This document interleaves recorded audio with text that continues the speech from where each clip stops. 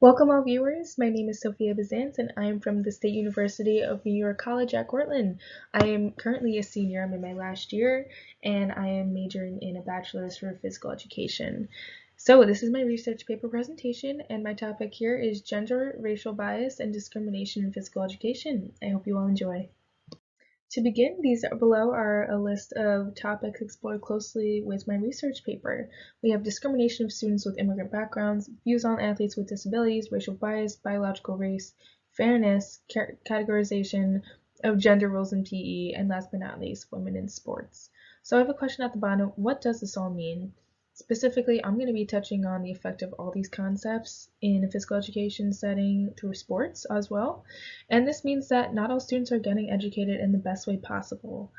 And they're always experiencing hate and negativity in school, which will in turn diminish their motivation and their want and desire to learn, make new relationships, and participate. So really, this is important to become educated on, especially this issue and all of these issues, so that our current future teachers, parents, etc. can all make a difference and dispose of these issues. A real quick overview of what I'm going to be talking about throughout this presentation. In chronological order, we have negative effects of discrimination against immigrant students, specifically. We have athletes with disabilities and the fairness that it goes along with their experiences throughout sports and phys ed. Inequality in schools due to gender. Gender bias has been around for a long time. We're going to go very into depth with this here.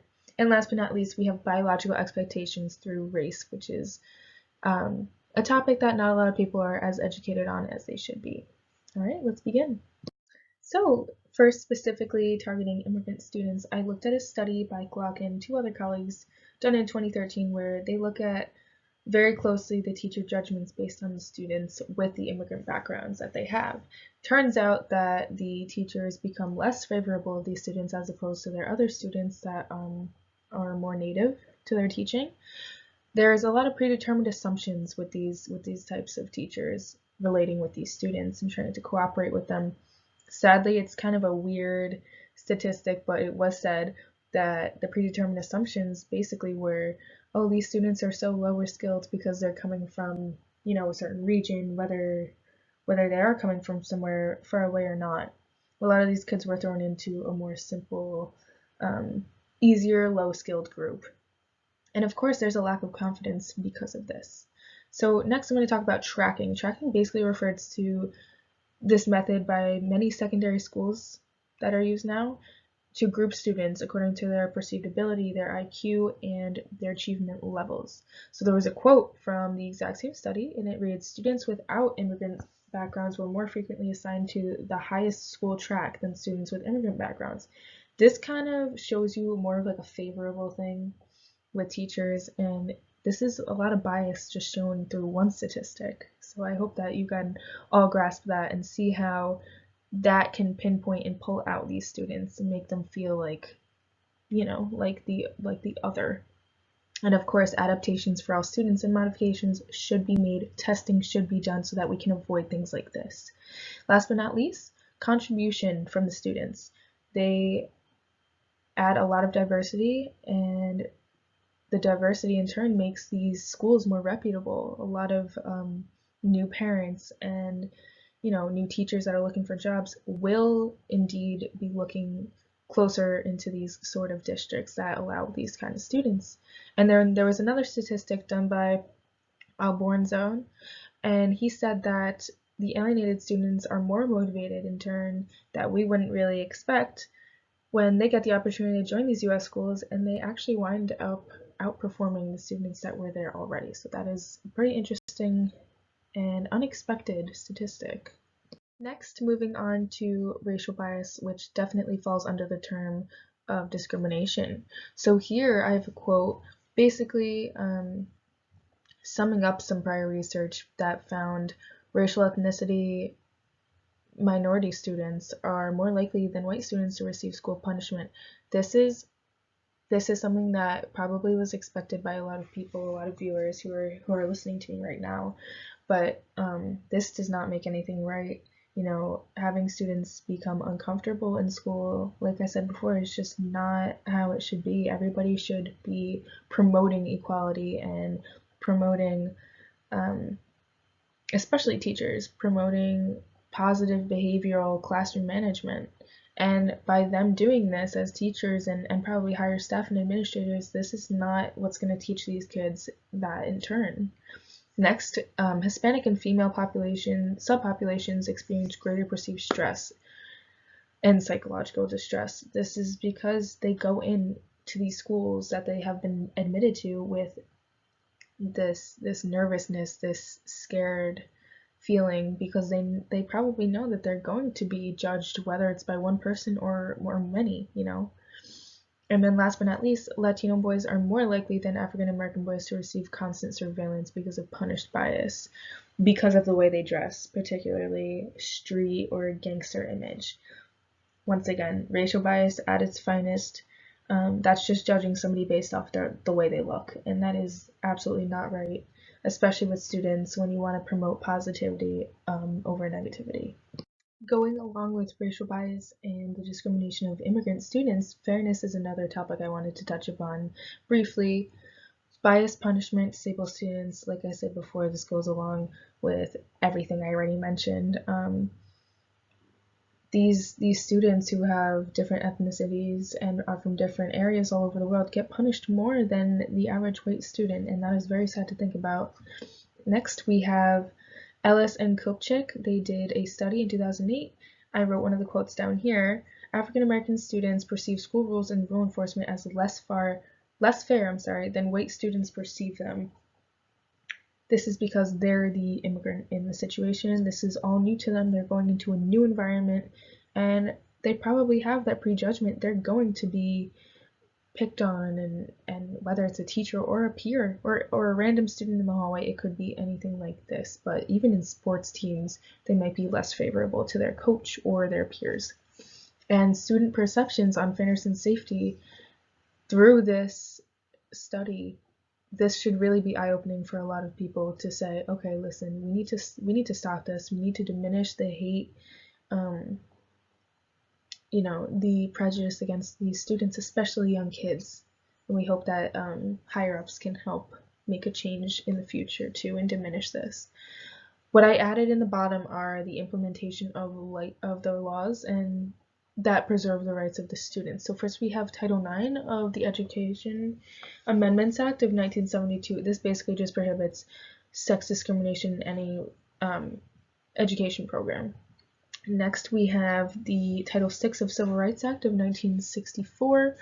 No person in the United States shall, on the ground of race, color, or national origin, be excluded from participation or be denied any benefit.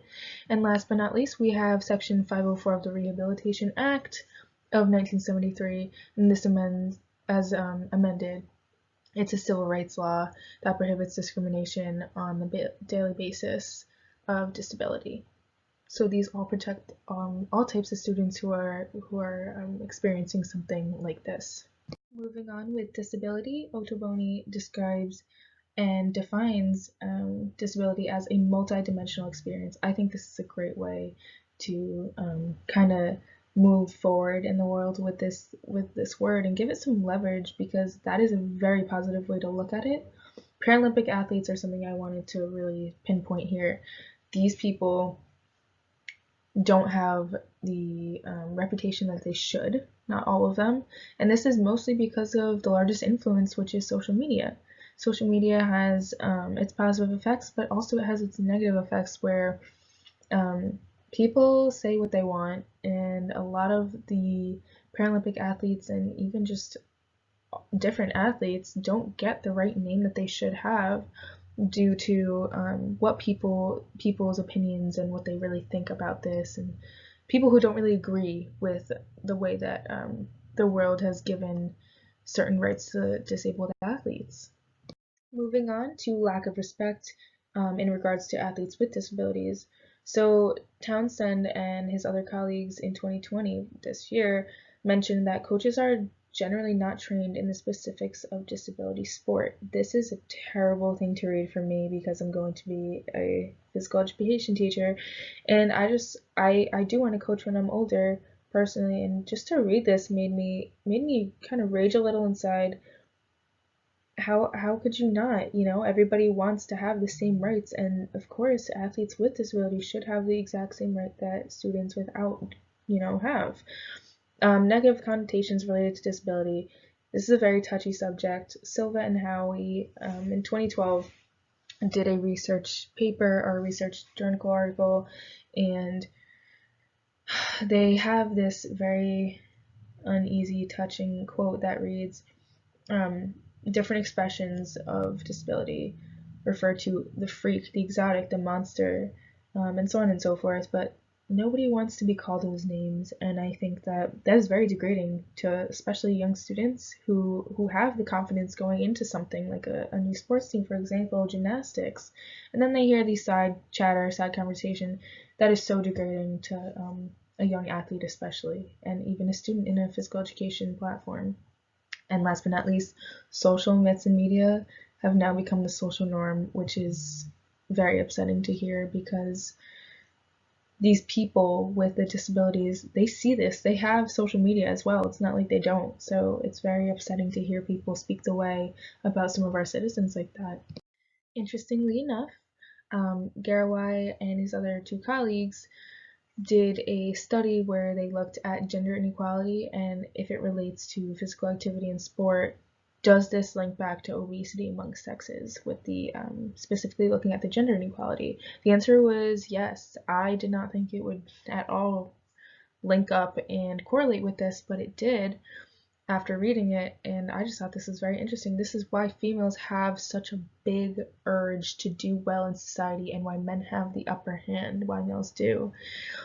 This shows that gender falls upon a spectrum. So males in the sports world, at least, this has been a name for a long time. Males are the higher ups, and they're a lot more athletic than females, and this has to do with the obesity rates in the U.S. So I thought this was very interesting. Moving on to women in sports, so some pros. Title IX basically states anybody can take part in whatever they want on school grounds without being discriminated against, and sports definitely fall into that category. Next, women in sports is becoming bigger. It's becoming more popularized, and it has been for years, and of course years to come. Hopefully into the future it will continue to do so.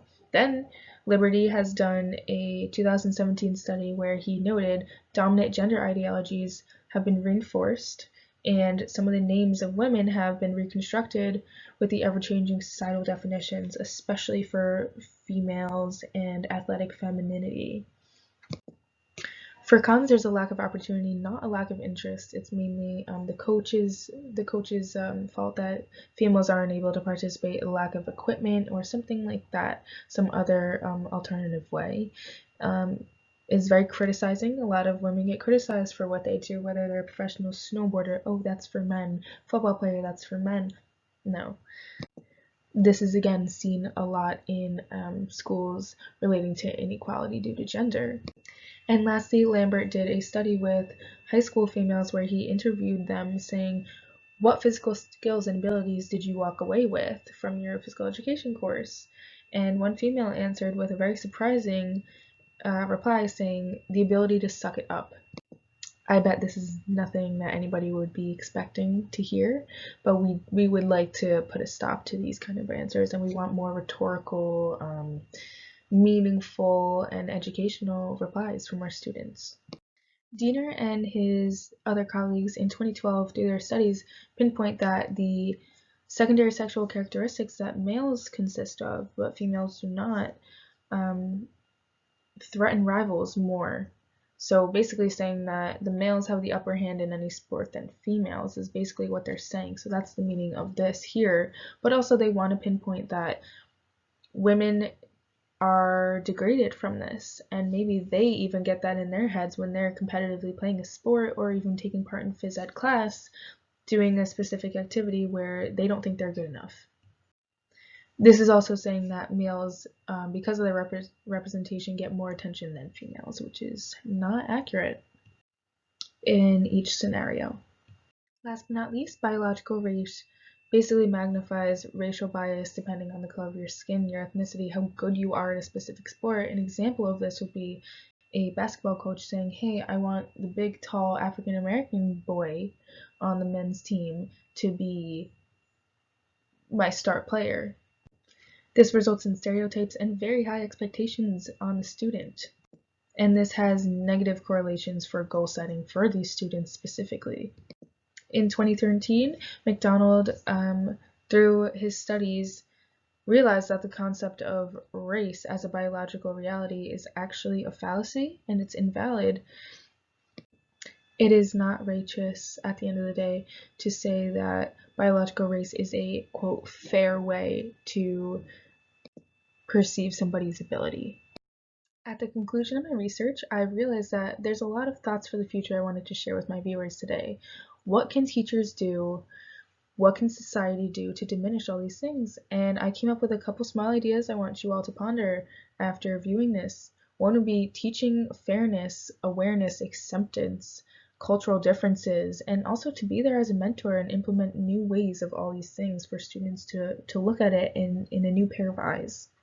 It's extremely important to remember too that all these types of discrimination that file into each other, they go beyond school, and when it's in school it becomes personalized, and when it's personalized it becomes worldwide. So this is something I'd like for everybody to keep in mind, and let's conquer this together, and let's definitely work on making our student, our coaches, our teachers, and our peers' lives a lot easier by coming together and working as one. Thank you so much for tuning in today.